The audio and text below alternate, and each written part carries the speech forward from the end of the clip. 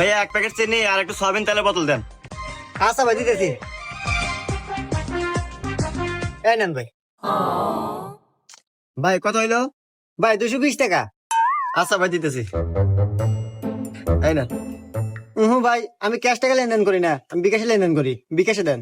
আরে ভাই আমার কাছে নগদ টাকা আছে, আমি আপনাকে বিকাশে দেবো কে? আরে ভাই আপনি যদি বিকাশে টাকা দিয়ে জিনিস নেন তো নেন, না নিলে পরে জান আপনার কাছে বেচবো না। আচ্ছা দিতেছি, নাম্বার কোন?